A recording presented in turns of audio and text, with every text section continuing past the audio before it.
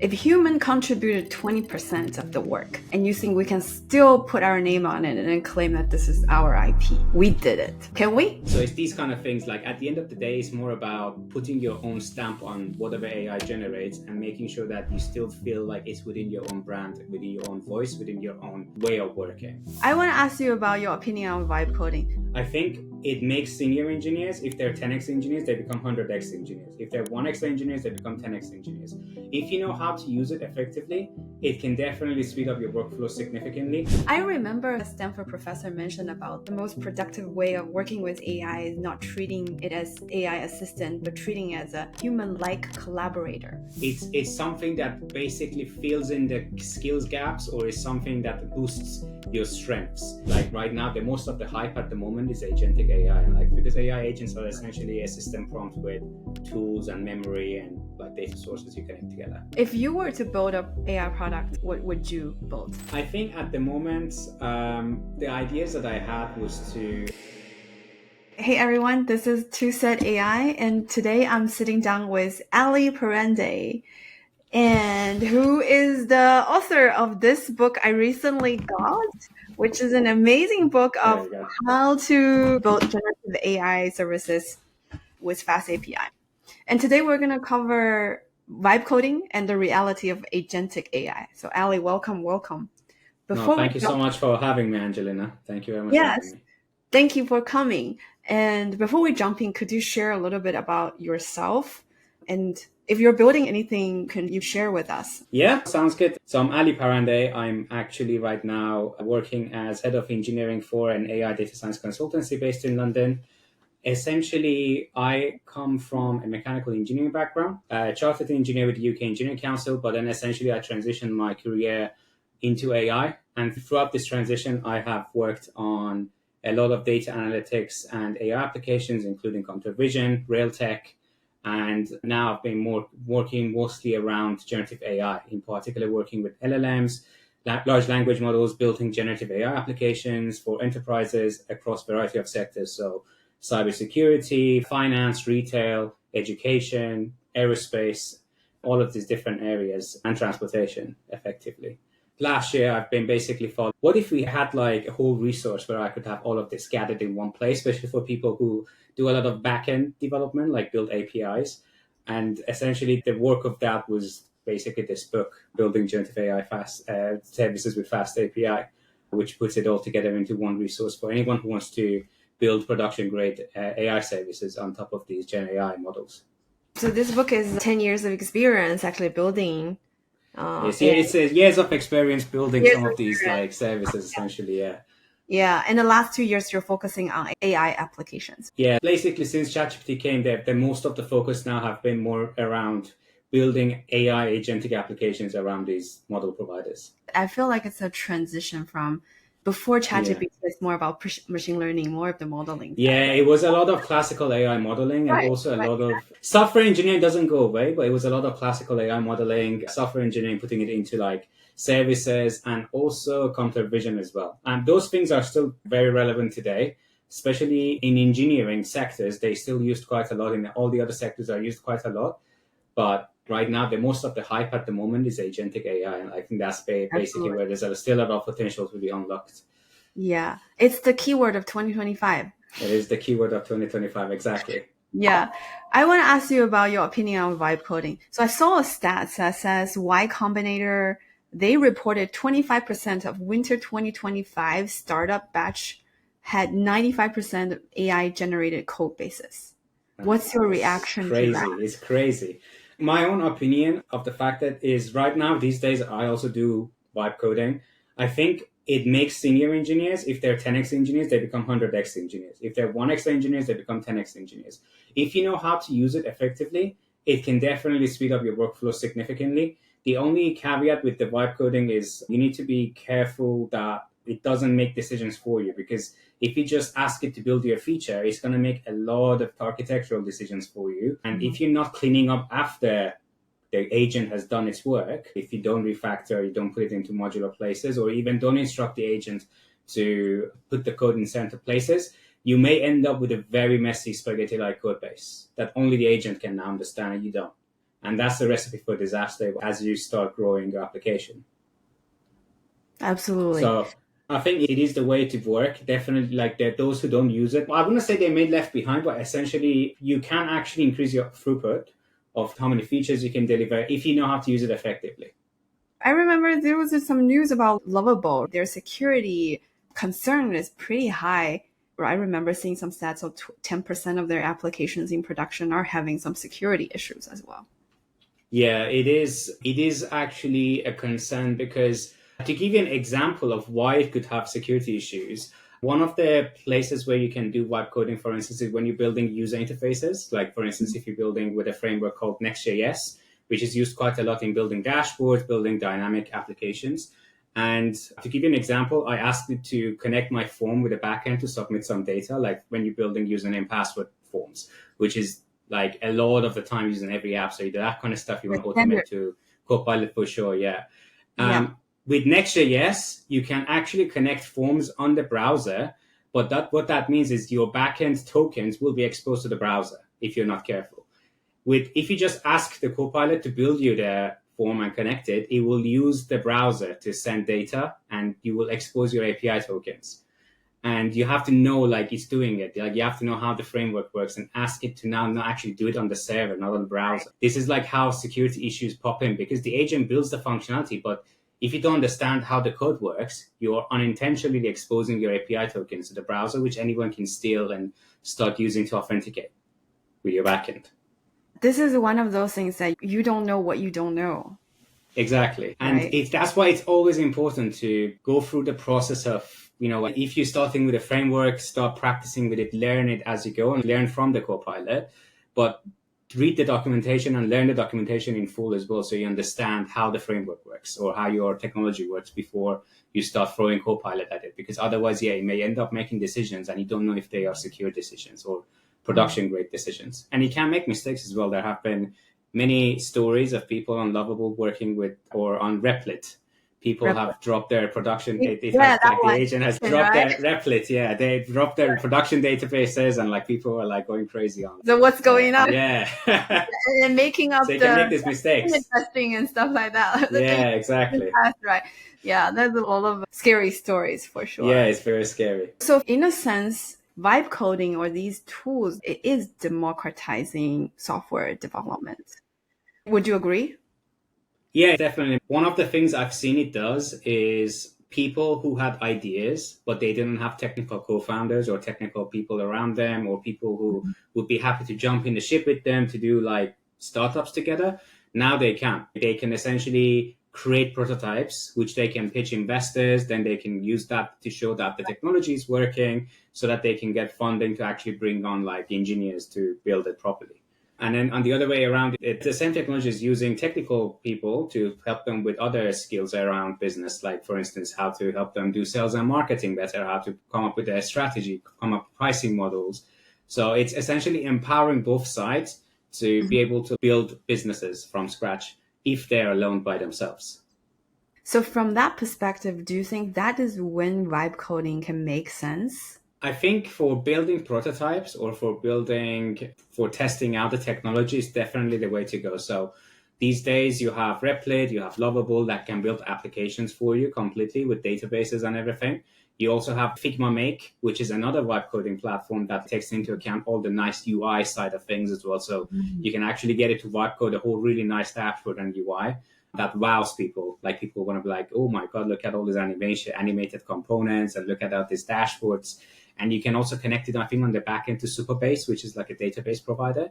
Right. And you can literally build full-on apps, but you can't go and tell this enterprise grade.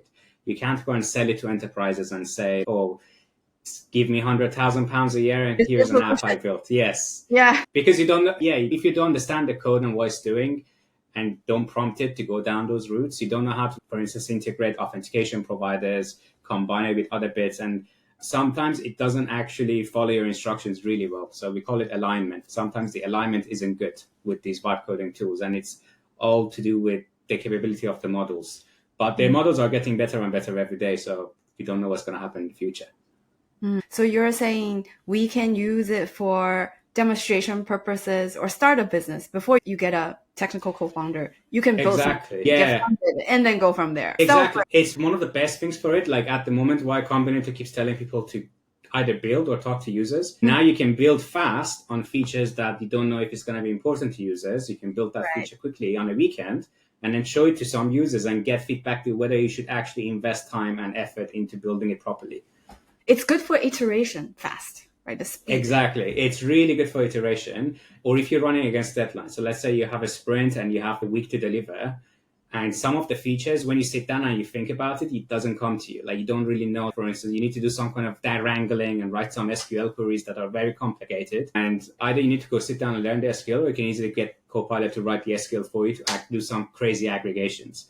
And for these kind of things, it's really good. If you're coding inside VS Code and you just need a feature implementer, you need an endpoint implementer that will have some complicated logic, you can get it to implement that logic for you.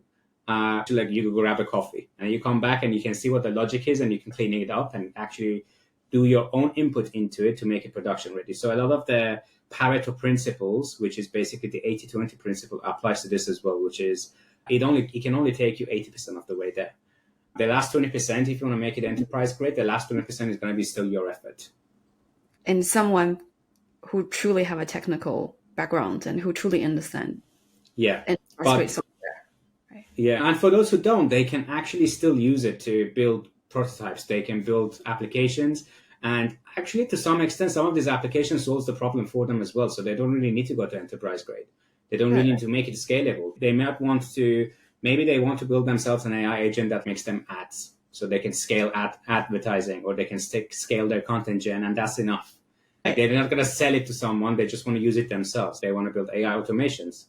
And these kind of stuff, doing it yourself might be very hard and you have to learn a lot of things. But if you're running against time, you have deadlines, you don't really enjoy the process of building it, you can just literally delegate these things now with vibe coding. I feel like it's changing how everybody's working if you know how to use it. So yeah, exactly.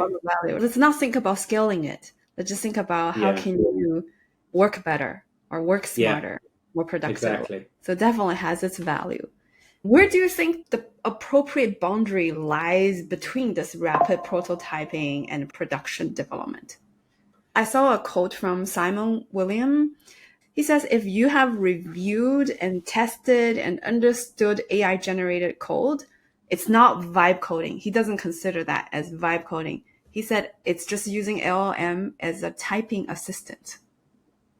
I think it's very similar to people who write with AI. If you sit down and edit the code and you spend some time like making it your own, at the end of the day, I think it's a valid opinion, because pretty much if you're going to put it out there as your own, you're going to put your name on it. Mm-hmm. That means you do the Q&A on that code, or you do the Q&A on the content. So even if you're using it to write some copy or some content, as long as you sit down and read it and make sure it's with your own voice or with the way you write code, it is a valid approach. You can essentially use that to scale content generation, scale code. With content, it depends on the policies of your company, or the policies. If you're writing a book with a publisher, it's the policy to a publisher. With publishers, you can't sit down and AI generate the whole book. You need to actually just use AI in certain places if you need to like reword stuff, but not necessarily writing the book. And with content, with code, it's more simpler because there is logic to follow. But with content, it's a bit more subjective, and human-generated content compared with AI-generated content is quite different, because with human-generated content, the longer the content becomes, you can still see the flow. You can still see the story. But with AI, it keeps bursting around in different places. You keep switching subjects. It doesn't have the tangents that human content has. So human content keeps jumping to, like, it goes into some interesting tangents time to time. We call it burstiness and perplexity. So perplexity would be like how varied the vocabulary will be, and burstiness is like how you jump around and how the flow would be around the content. So it's these kind of things. Like at the end of the day, it's more about putting your own stamp on whatever AI generates and making sure that you still feel like it's within your own brand, within your own voice, within your own way of working, essentially. I really like your analogy between this generated content versus generated code. I feel like essentially the same thing, right? You have your judgment on what's good content and this is garbage or something like that for your work. You have to be responsible for your own work. Yeah, exactly. It is like you're going to put your name on it. So you need to, Exactly. even if you use computers to create the output, you need to quality control the output as if to make it your own. And the other thing as well is, but like, it's all about productivity too. So yeah, a generative AI can take you 80% of the way there, but to make that last 20%, it's where a human in the loop comes in, which means any AI application that you build, any AI apps that are out there, should give users the ability to be in the loop and edit the content, update the content to get from 80% to 20%, because Gen AI still cannot take 200% straight away. The role for humans are playing are going to be more like an editor. So we're going to be editors. We're not going to be Exactly. the drafter, the first draft, or for Yeah, everything. Perhaps it's for everything. yeah, exactly. For instance, with blog posts, instead of sitting down and writing the entire post yourself, what you can do is you can just write the outline of what you want to say and how the flow is going to be. So you write the plan, and then the AI drafts the whole thing, and then you just edit it to make it your voice. So this is how you save the time rather than get the AI to And then generate that's the it. outline and the plan, and then you sit down and write the whole draft. So the Right. way it's going the other way around, like most people just go to ChatGPT and say, "Oh, give me a draft, give me a plan for what I need to write on this blog," and then Right. AI comes up with the idea. But then it should be the other way around, where you write the entire flow, the entire story, like in terms of an outline, and then AI fills the gaps, and then you just go in and edit it so that it makes it a bit more human. It Right. becomes AI augmented. That's basically where we're going with both the content and code. And the So with code. even yeah, so with code, your prompts will be very descriptive. You actually need to be like a product manager, explaining the feature and explaining the approach of how to build it, but not necessarily sit down and write the endpoints one by one, like specifying what status codes each endpoint is to deliver.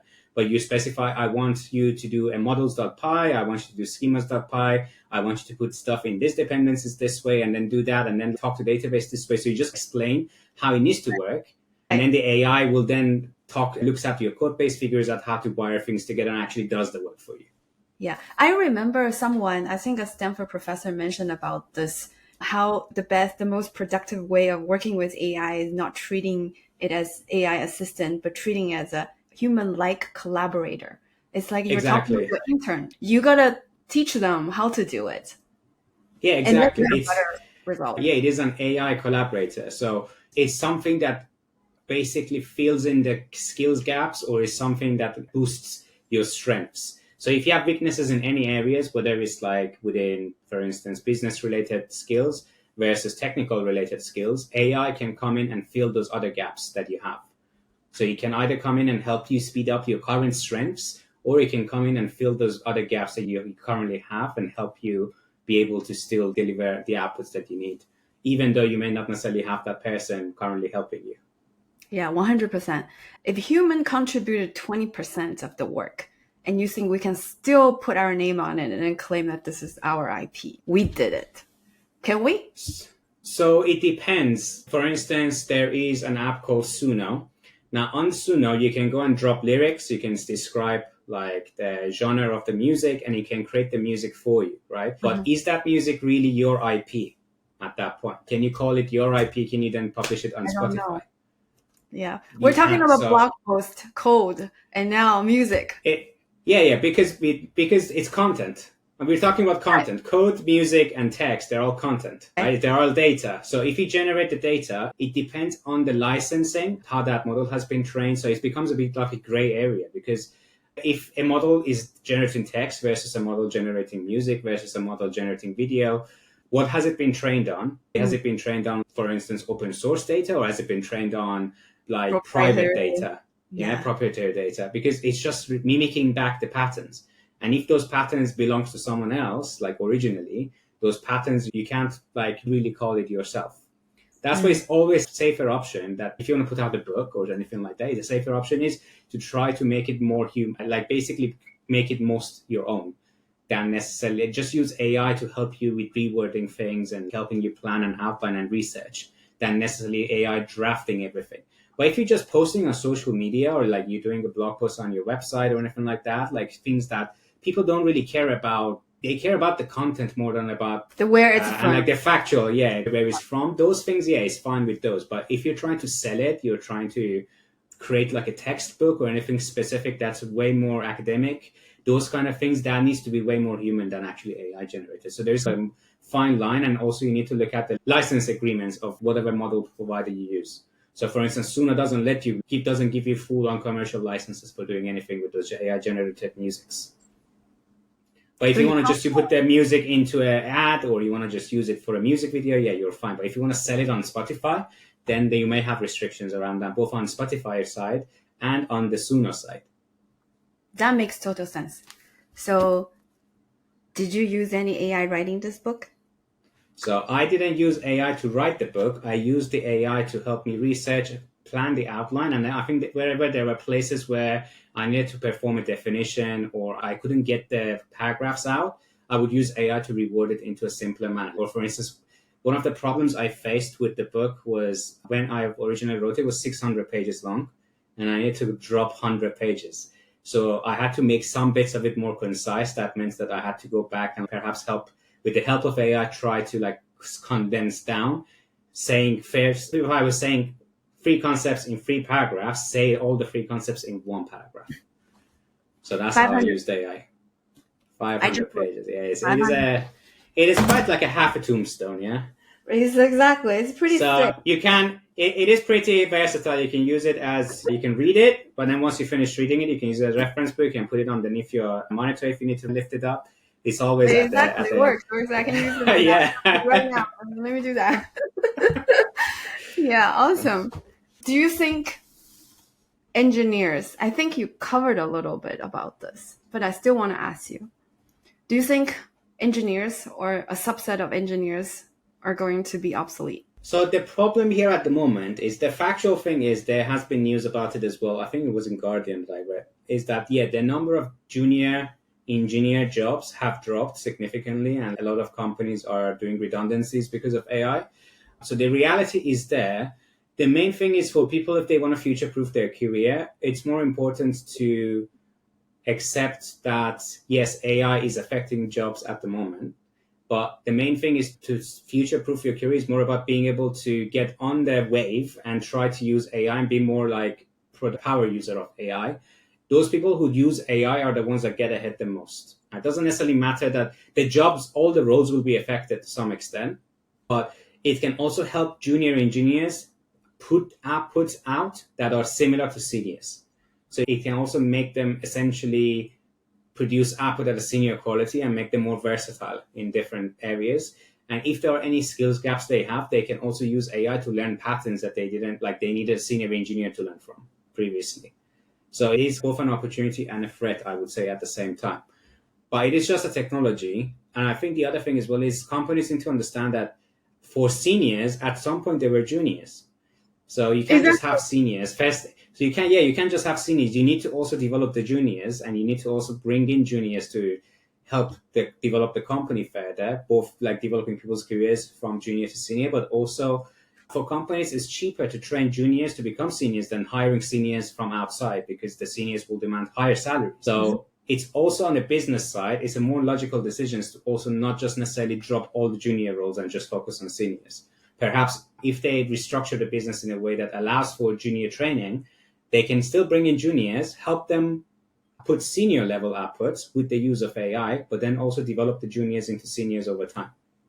That otherwise we'll have an issue with supply and demand. There would be a lot of demand for seniors, and then we don't have enough seniors because we haven't done the junior training for the juniors. Yeah, you guys are going to extinct. Exactly. Right? You also mentioned about alignment issue. In your experience, through prompt engineering or context engineering, the AI isn't following the instructions. What's your opinion of improving it? So essentially, with alignment, it depends on, first of all, I think as models progress and they get better, a lot of the model providers and model builders like OpenAI, Google, Meta, all of those will try to figure out how to improve the alignment at model layer, so at neural network layer. So as models improve, their alignment might improve as well. It might not be necessarily as much of an issue. So as we can see, latest models have way better, more commercial models have way better alignment. So they do follow exactly what you want. They're going to be non-deterministic in nature. So every time you prompt them, you might not necessarily get the same consistent output. But alignment is more about whether it has followed all your instructions. The best way to understand alignment is to try to generate images. So if you describe your dream house and you try to explain in detail, literally how your dream house should look like, and then get a generated output of your dream house, like an image, does it actually have all the stuff you described? So if you describe in the image that I want to have a giraffe in the middle of my house, like an area where I can store a giraffe, like I want to have a zoo, has it generated it so that you can actually have a giraffe zoo in the middle? Right? Or if you want to have 5 helicopter pads on the top, does it actually have 5 helicopter pads? So if it doesn't have, or if you tell it like, here's a picture of a wine glass, can you fill it up to the top? And if it actually does that, can it do it? And does it have it done it? So alignment is more about, has it followed every piece of instructions you've given it? And also the capability of model to follow instructions when you give it some input. Has it manipulated that input in a way that you don't want, or has it followed your instructions and the constraints you've provided? So that at model layer, it can improve, but the other best way that you can improve the alignment is to not confuse the model by providing it lots of instructions. So treat any language model or any model like a junior intern. So there's a very ambitious, very attentive, and very motivated intern who's just joined your company, who's working for you, just for you, helping you, like your best employee of the month assistant. How would you describe tasks to them? Like, you describe tasks to them in a way that to help them understand. It's very clear, and you do it step by step, and you don't give them like 5 pages of documents all at the same time. You try to drop feed it to them. You can do the same with these models. So don't go and give a very vague task with lots of text. Maybe perhaps break it down step by step, or maybe ask them to think about it step by step. It's called chain of thought prompting. And some thinking models does that already under the hood. Or you can break down the task, and instead of giving it all at the same time to the model, give it to them in separate prompts. So let the model do the work on one task, and then give the next task, and then you give the next task, and then also provide as much context as you can. So it's called context engineering, essentially. So the more context you can give it, the more examples you can give it as part of it. Here's an example of how you should respond or how I should process the output. The more you can explain the reasoning, like for instance, crunch the data like this for me, those things will essentially help improve the quality of the output and the alignment for you. That's really good advice. And I wouldn't give my intern 500 pages and say, follow the instructions. Exactly. Right, next they would week. Just get confused, and they would come back to you in 5 days and say they didn't understand the instructions. Or they may produce something that you didn't want. The nuance is whether I give him or her 2 pages or 10 pages. That's the nuance. Is your suggestion test it out, or is there some framework or best practices out there already? So the best way I found is to always follow the best prompting practices, which is to normally tell the model the persona that they have, like the role. So your role is, for instance, if you're building an AI judging system, tell them you're an AI judge or you're an AI assessor. Provide some context around what their task is, and then give them the task, or give them the task and then provide some context. So I call it the RCT framework, or role context task. And essentially, this is the easiest, but then you can also provide other prompt elements, like, for instance, what constraints does the model have? Are there any constraints? Are there any output format you want the model to follow? Is there any tone that you want the model to follow, like, for instance, for your brand or things like that? Are there any examples you can give? Can you separate the instructions and the examples and stuff with delimiters? And can you use prompting techniques like chain of thought or few shot prompting, like these kind of like techniques, decompositioning or ensembling? So these are all the different techniques. One is about breaking down the prompt into multiple prompts. One of them is about like asking the model to do the same job 5 times and then checking their responses, compare the outputs together. So these are the different techniques that you can follow to essentially help you improve the output quality with these models. Did you cover some of these in your book? Yeah, I've covered all the prompting engineering. I essentially used the source. I think there was a resource called learnprompting.org. I think the people behind putting that resource together, they also did a overview study of all the prompting papers, all the actual academic papers on prompt engineering. They wrote their own paper that was like a high-level literature review of all the prompting techniques, and they created like mind maps. And I basically used that I basically tried to simplify that into a few tables of comparing these different techniques together. And this is essentially the kind of things you will need to do if you're building AI agents, because AI agents are essentially a system prompt with tools and memory and like data sources you connect together. Right. There are a lot of human instruction and orchestration, and Exactly. deep thinking has to go into the design of that, the whole system. And that's where we Yeah, need your brain, right? We cannot. exactly. And like most Right. of the time these days, the coding of AI agents will be essentially writing good system prompts. And Right. there are actually resources on GitHub that have open sourced some of the system prompts of existing tools like ChatGPT or Gemini and stuff as well, that you can use to see how how these application developers have actually written system prompts for their models to be useful for the users. So system prompts are very important, and a lot of the times the developers sit down and create agents is more essentially about figuring out how to write the system prompts and combining that with traditional software engineering. It sounds like we are guaranteed to have fairly above average good interns, and then we are all learning to be a good manager. Yeah, it's all about becoming a good manager. So breaking down problems for them, explaining the problem simply, explaining the how approach simply. And the more experience you have, the better prompts you can write, because you have more experience explaining how to do a task for the model. So again, domain expertise becomes very important, because if you don't have domain expertise and you're trying to write a prompt, you just say, build me a chat app.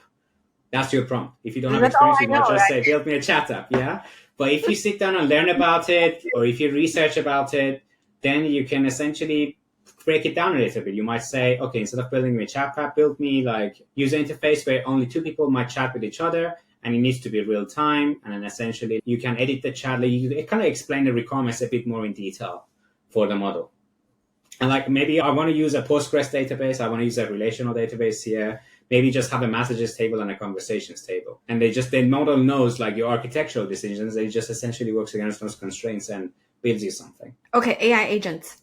I read that Gartner predicts 40% of agentic AI projects will be canceled by 2027. Is that, based on what you're seeing in production, does that number feel optimistic or pessimistic, or do you believe it? I think it might be like a learning curve that organizations are going through. Normally, with any new technology, you need to experiment with it to see what works, what doesn't. And maybe some organizations are optimistic around all the things that it can do, and then they realize later, oh, actually, maybe they can't do that. And I think there is also the 80-20 principle happening here, where they feel like, oh, it's going to take us to 100% automation, and it doesn't. They might need to be a human in the loop process still to quality control the checks. Like, for instance, it cannot generate you ads out of the box and you can just post those ads. It may not necessarily be good, those ads. Mm-hmm. They still might need to do some filming, you may need to do some editing, all of those things that requires human input. Even with the latest like image generators and video generators like VO3 and Nano Banana, the problem were like Google models. I think this is basically what's going on with these. And then the other thing as well is a lot of these enterprise language model chat applications that enterprises are building, they may work for a small number of data sets, but then as you scale it to millions of documents, that's where you hit scalability issues, or you hit like indexing issues with documents when you're trying to index them for the chatbot. And these are the bits that were unknown. It's mostly unknown for a lot of people because not a lot of people have had to deal with these problems before. It's not documented in knowledge bases around the internet. And I think they're hitting these kind of issues and they realize that, okay, we may need way more R&D or way more development costs than we originally thought. Like, for instance, as the number of documents increases, it becomes much harder to figure out what to retrieve from the database for a user query. It would get a lot of confusion. So you may need to go back and figure out how to chunk it better, chunk the documents better for indexing, or how to index them better. Maybe you need to use a different indexing model. Maybe you need to do other things. Maybe you need to re-rank the documents coming back from a database for better output. So all of these things are things that organizations didn't consider before. That might be also specific to the use cases.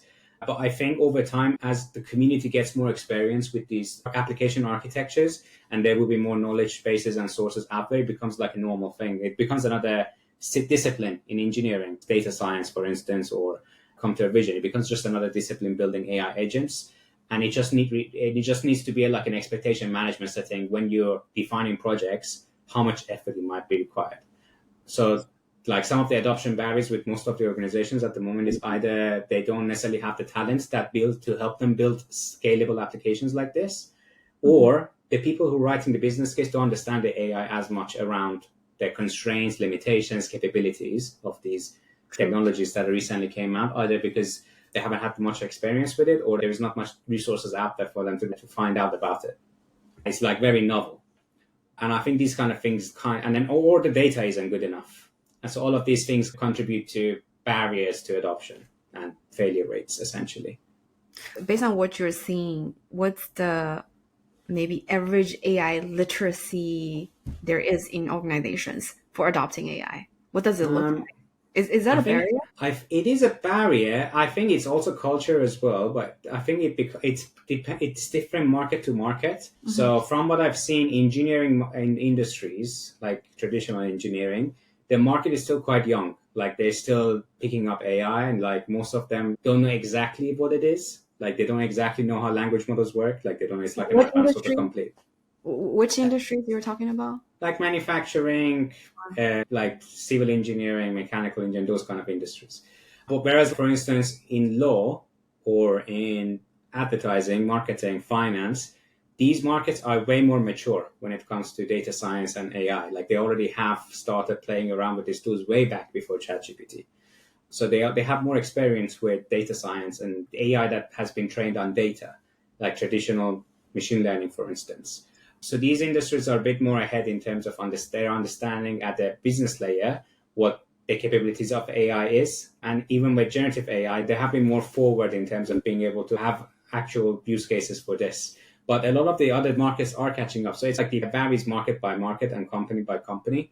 But I would say a lot of companies these days, especially at the higher levels, at senior leadership level, a lot of them do understand to a basic degree the data literacy and the AI side of things and their capabilities and limitations through either reading blog posts. There's a lot of people on LinkedIn posting about these things, and there's a lot of resources out there. It comes to news time to time. Maybe not at the detailed level, but at least at the highest level, most of them have some awareness of this, I would say. What do you think will be the next use case that's catching up to, let's say, software development, Copilot, coding assistant is the first, and then maybe Yeah, chatbot for like customer service is the second one. Those are the two big ones. What's the next? so I think at the moment, the thing that's going to get probably more popular adoption is definitely AI assisted programming. So I wouldn't call it vibe coding, I would call it AI assisted programming because Right. it means that even people who have experience with it, they will be using it. Vibe coding may not necessarily, vibe coding has basically the perception that you're just sitting there and writing, project managing AI. Whereas AI assisted programming could mean that you're actually writing some code, but you're also like telling AI to do some bits for you. For instance, to write you fixtures, write you tests, write you like a piece of endpoints that are just boilerplate, or you don't want to do it yourself, you just want to delegate that. So I think AI assisted programming, which also includes vibe coding, that is going to become the norm a bit more as organizations start playing with it. Even governments have looked at investigated the use of AI assisted programming and have found productivities have increased like by multiple percentages across all their development teams, and they're considering essentially adopting one of their tools. And they're looking at what tools to use for this now going forward as a standard for all of their development teams. So it is here to stay. Like the whole workflow of working is completely different. I think the other trends that I see happening is essentially not necessarily using AI to do coding for you, but AI living within your terminal. So some Mm, people have experimented with cloud code, giving mm, it access to their internal operating system, to their right. computer's operating system, and then talking to the operating system. For instance, if your computer is slow, you can go to the terminal and say, why is my computer slow? And then AI will look at the processes, reads the processes, and reads Right. like the Right. CPU utilization and memory utilization and things like that. It's very cool. And then it can essentially tell you, oh, you've got some zombie processes going on. Like zombie process is basically a process that have been sitting around consuming resources but not doing anything. For instance, let's say you've run a Python interpreter, you forgot to close it, or you're running a node process, you forgot to close it, or it didn't close properly. And it kills them for you, and then your computer speeds up. Or like it can find you large files scattered around your hard disk and helps you clean them up if they're not used in the past. Yeah. These kind of issues. If you have malwares in your computer, you can identify it for you. Like, oh, there's this thing. It doesn't have any publisher or anything like that. Like, it looks suspicious to me. Maybe delete this one. These are like the next trends, essentially. AI not just operating in a code editor, but AI operating at the terminal level, literally Mhm. like helping you organize your files, helping you find issues with your operating system, helping you deploy applications using terminal, and helping you write bash scripts on the fly to do bulk operations on your hard disk, for instance.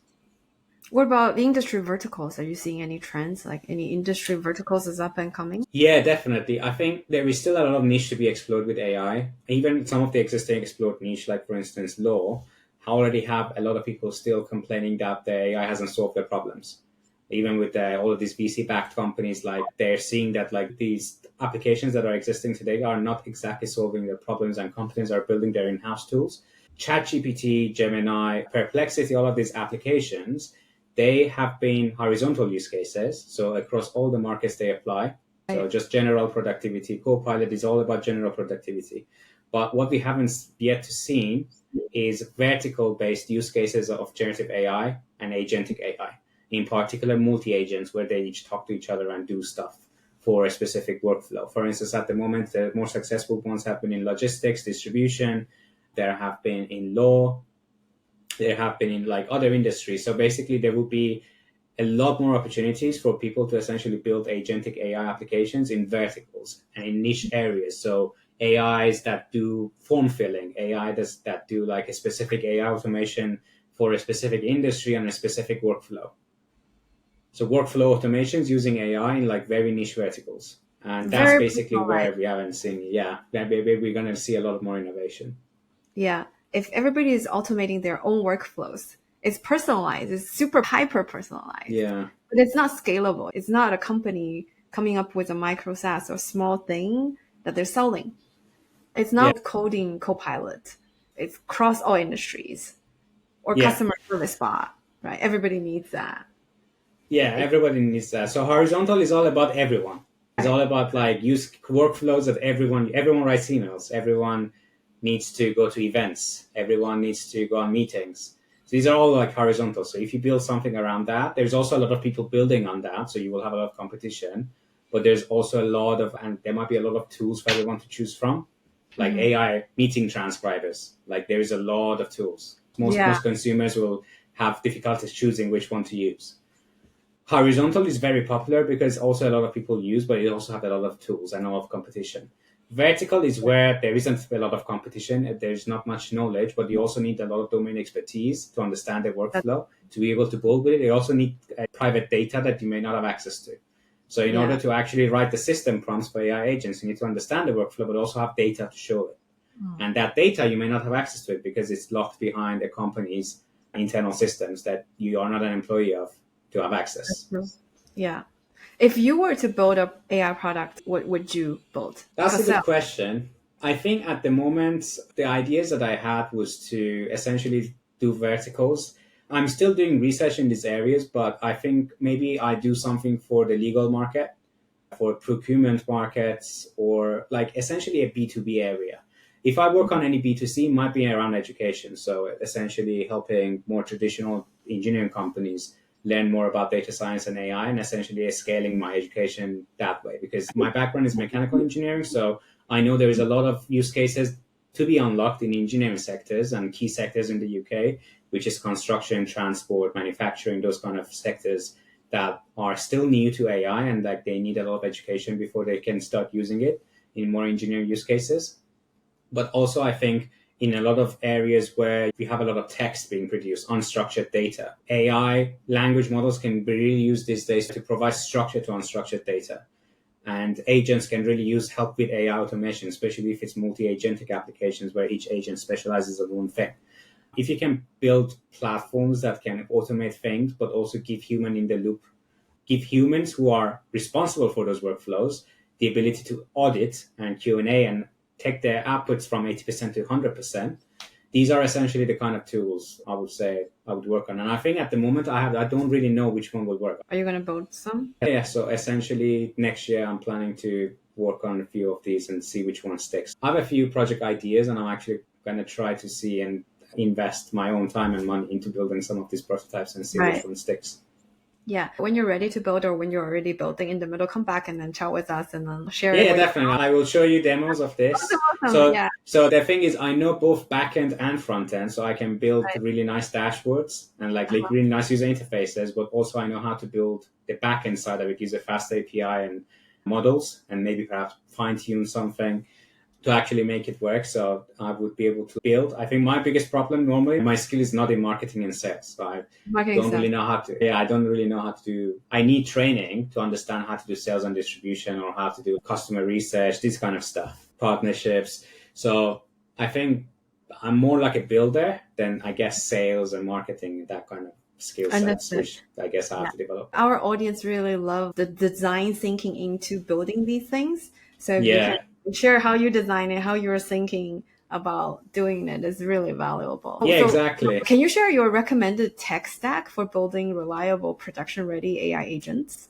Oh, absolutely. So I've This written is one, right? FastAPI is one. I know. a What else? ultimate. Definitely, the thing is, I've written a book on FastAPI, so I'm going to be biased and say FastAPI. If you're a Python developer, FastAPI is definitely the way to go because it also comes with all the ecosystem of AI libraries. So if you need to do custom ML, serving custom ML models, serving open source models from Hugging Face, which has 2.5 million models on there, you can just pick one and start serving it. I would say FastAPI is really good for general purpose backends that also can be built into AI services.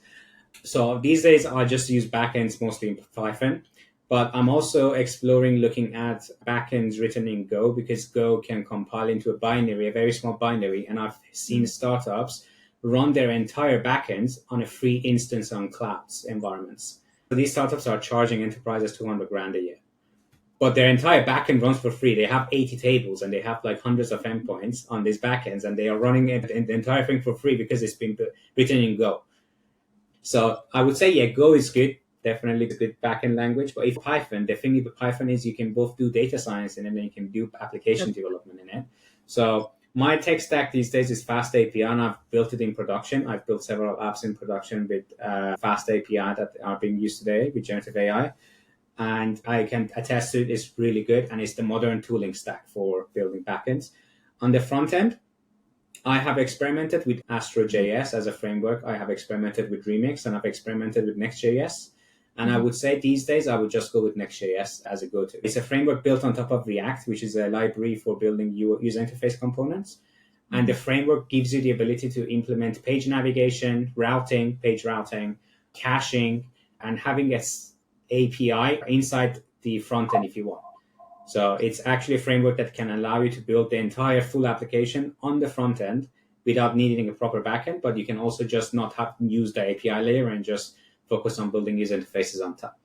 Databases, I normally use Postgres or relational databases, but sometimes you need to use non-relational. For instance, if you need to have a content management system, Right. if you, let's say you're building a course platform. For those, I use MongoDB or one of these document-based database. If I'm using AI agents and they need to have an indexed series of documents, I use a vector database. There are many options here. My pick would be Quadrant, is a nice, good production-grade vector database, or whatever the cloud providers provide. Some of the time, cloud providers also provide their own vector databases that might be more well integrated within the ecosystem. And for cloud stack, I would go with either Azure or Google Cloud. Most people might have built with AWS. My preference is normally Azure because a lot of enterprises use it a lot. If you build on Azure, it also helps you basically sell to enterprises much easier, and it deploy for them much easier. But also some enterprises use Google Workspaces. So if you build on Google, you're also good to go. A lot of startups use AWS because most devs, it's one of the first cloud providers to come, and a lot of developers are more comfortable with it. Good point. I wanted to ask you, this is a kind of a digression. I've been experimenting with NAN for orchestrating AI agents. What do you think of NAN? It's great for prototyping, I have to say. But I reading your think book, right? Yeah, tell me.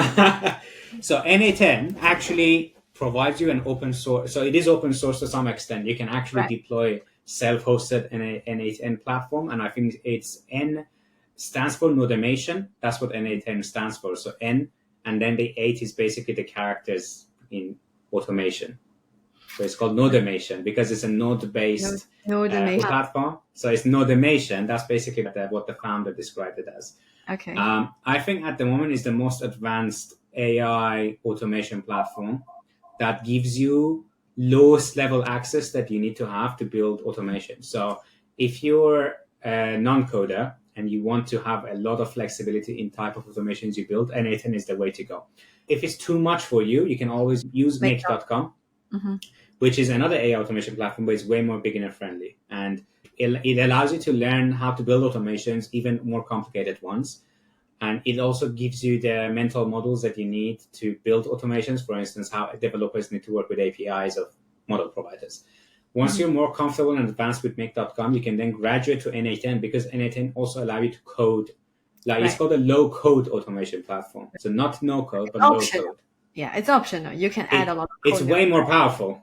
Right. It is definitely way more powerful, because you can give agents memory, you can give agents databases, you can connect agents together, create workflows, create loops. So you can pretty much build what an actual developer might build, but without coding, by just connecting nodes together and defining conditions and defining iterations.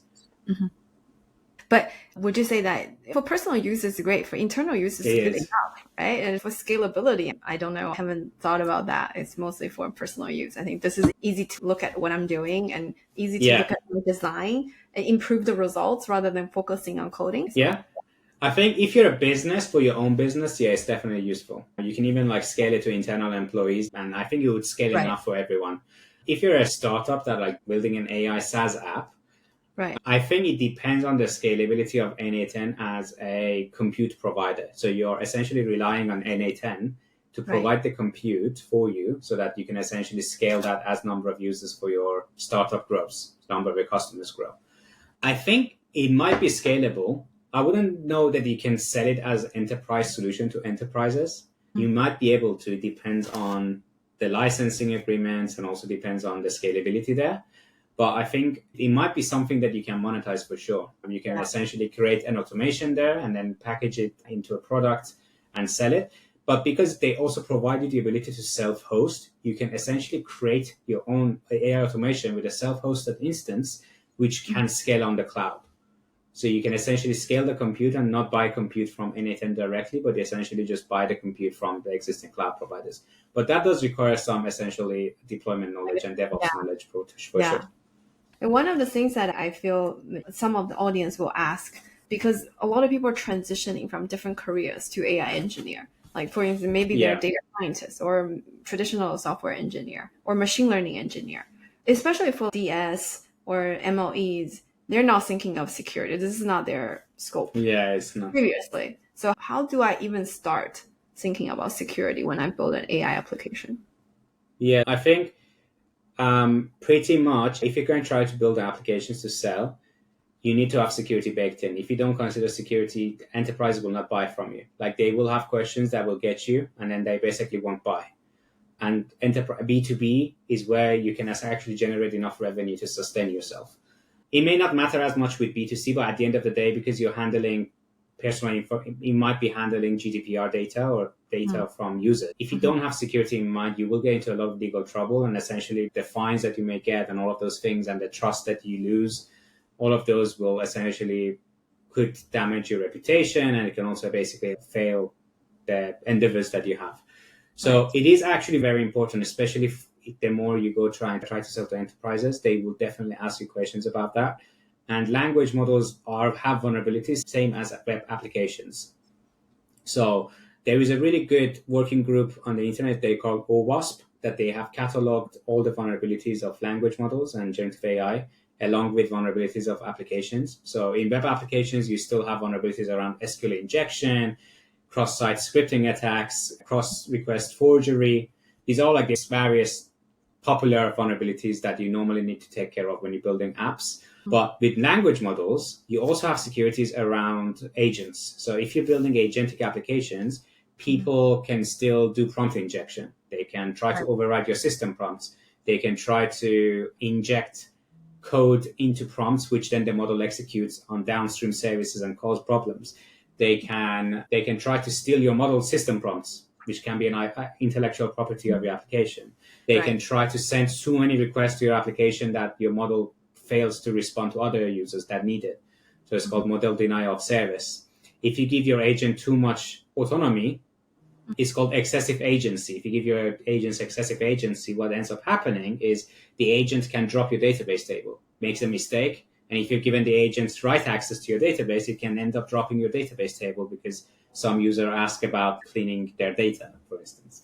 He may think that okay, I may need to truncate their data. Let me just truncate the entire users table, right? So it can make these kind of mistakes because the LLMs have these kind of vulnerabilities. Like, we do need to make sure that you have guardrails in place. So guardrails to check for hallucinations on the output side, guardrails to check for competitor mention, for toxic outputs. Like, sometimes the agents may go rogue, especially if using an open source model that is uncensored. They may go rogue and start insulting the user or saying things or going off topic. These are essentially things you can do to guardrail the model, but you can also guardrail the model on the input side. So validate the inputs coming in, validate them, make sure that there is no malicious code in there, there is no malicious attempts at prompt injection.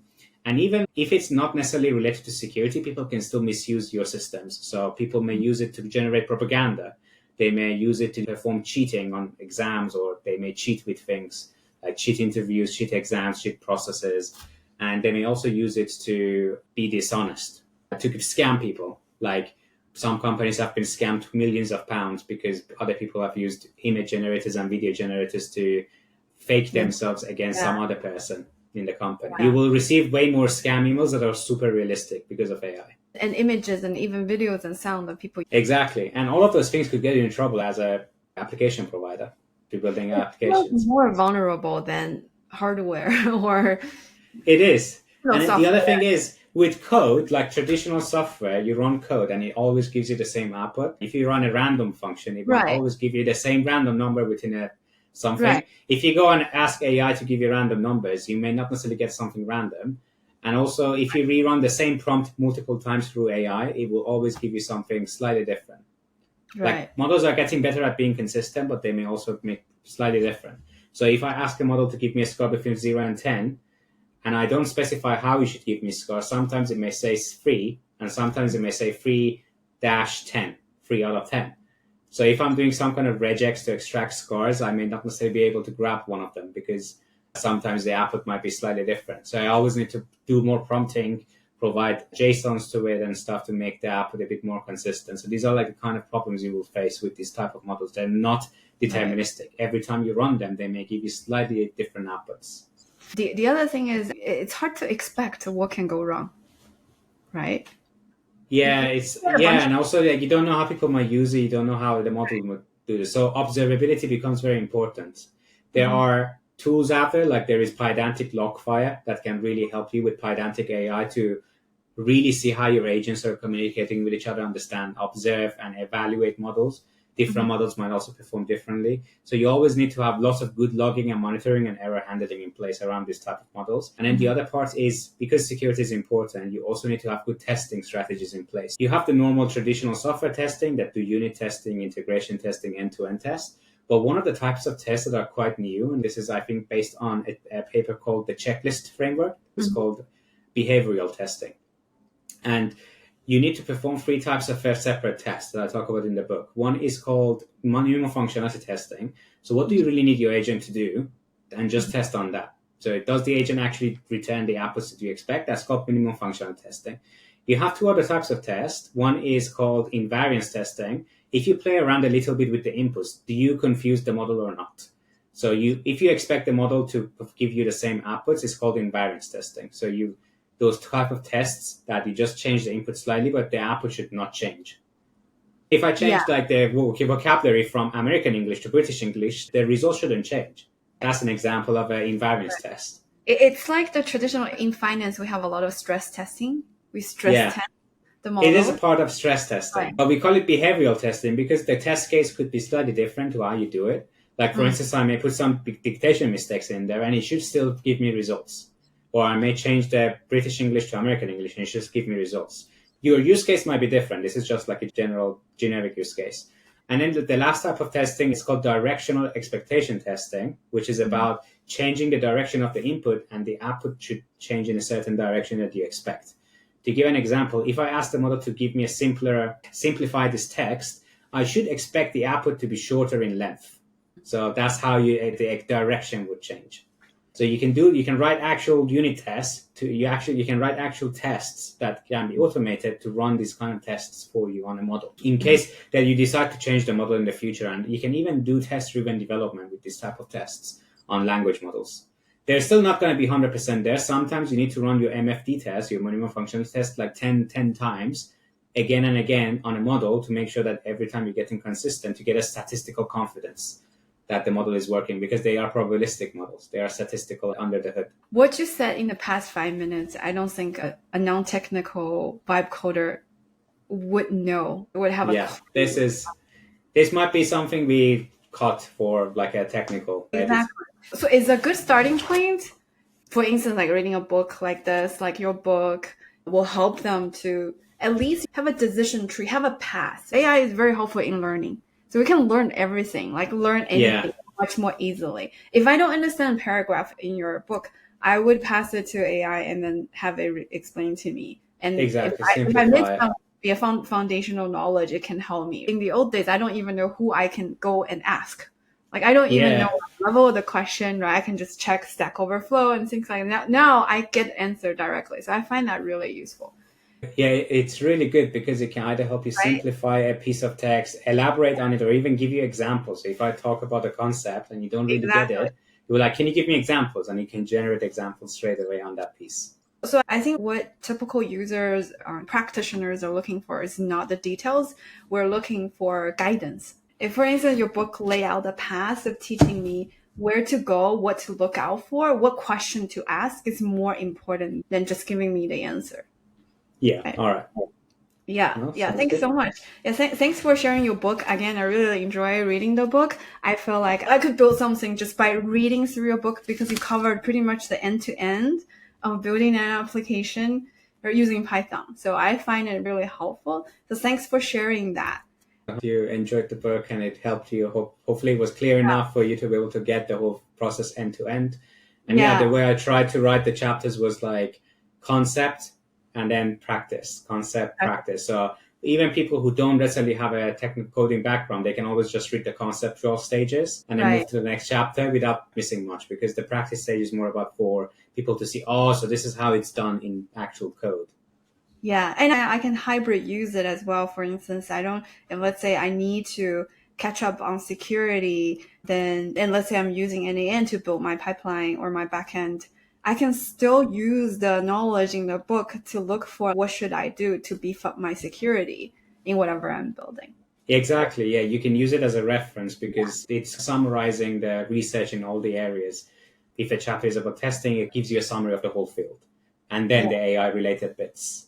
I feel like you shared a lot in 5 minutes. I feel like we can have a whole course talking about security, vulnerability, and the solutions and everything, and show examples. I think it can be like a whole mini episode on itself. Yeah. I know it's running late for you. I really appreciate you chatting with me today, Ali. I really enjoyed chatting with you. I feel like I learned so much. Yeah, it was really good. I think it was like a combo of both technical and non-technical in all the different areas. So it's quite good. I know we originally said we would like to cover 2 episodes. One we can have multiple. Yeah, we can definitely. There are other topics like how to productionizing your application and things like that. That would be good. Yeah, that could be a good one as well. So you can talk more about the technical details and even show some demos and whatever you're building as well, right? Yeah, definitely. I think from what I've seen in the past, like companies reaching out, they were actually interested to see like the more of the technical side around real-time models, concurrency, testing, security, that kind of stuff that they were really interested in. I'm curious, are they asking these questions because they want to build in-house? They're building in-house and their devs don't necessarily know these bits. Like they don't know, like they only know about HTTP protocol. They don't know what WebSockets are, or they don't know what server-sent event is. Like these are protocols that are still that are used on the web, but not as much. They're mostly used in real-time apps. But you can actually stream tokens to the browser for when you go on ChatGPT and you get typing it, streaming the chat. So without those protocols, like you're sitting and waiting for 1 minute for all the text to generate, but you don't necessarily need to do that because the user can just get the tokens coming into them. So these are the bits that they were interested in, because those bits were how you can actually stream the models to the browser directly. I see. Okay. It's a very nuanced thing. It's very nuanced, yeah. Or like, how can you serve one model to 10 users at the same time? That kind of stuff. Like your GPU can only fit in so much. So these are the bits that people are interested in. Like you don't want to get 9 users waiting while one user is being served. you should plan a course. But I feel like it's a whole lot to cover. Yeah, It's it's a lot to cover, yeah. I uh, think I covered it to some extent in the book, but yeah, these things can expand really nicely. Like they can really. be whole course on itself. I think one of the things I was planning next year is when I have a bit more free time, I would essentially I have a book website. It's called buildinggenai.com, and I would try to expand more content on there on this. So expand what AI concurrency is, how to build your own MCP servers in FastAPI. That's a good topic. I That's wanted a to good ask, topic. I don't think I have time. There's MCP, there's ACP, there's A2A. Yeah. It's like a protocol is also So getting many more fakes. complex. What are we gonna do? I know there is also another one I learned today. Google did is payment protocol or something. I don't know, agentic payment Yeah. protocol APC. Okay, man. All right. Okay, that's crazy. Oh, Yeah. it's horrendous. Too many, too Yeah. many. To be fair, I think all of them are just they're patterns. They're not protocols. They call them protocol. HTTP is Right. a protocol, not these things. These are just patterns. I think. Yeah. Yeah. The Anyway, protocol it's sounds definitely cooler. for this one sounds cooler. Yes, it's very confusing for practitioners who are just getting into the Yeah, field and trying to learn to build. More time yeah, spent on definitely. learning and then fixing things and observability and maybe all those things rather Yeah, than right. writing boilerplate code. So that's the reality of a Yeah, developer today. Yeah. yeah, Thank you so exactly. much. I'll let you No, go thank you very and much, really enjoyed Angelina. chatting with you. One You last too. question. Do you have any discount code you can share with my audience? Yeah, we can do a reply all to Nicole and her, and Okay. then basically say we just did the podcast together. Is there a discount code from O'Reilly we can share with the audience? Okay. Awesome. Sounds good. Thank you so much and talk to you Cheers. next time. Thank you very much, Angela.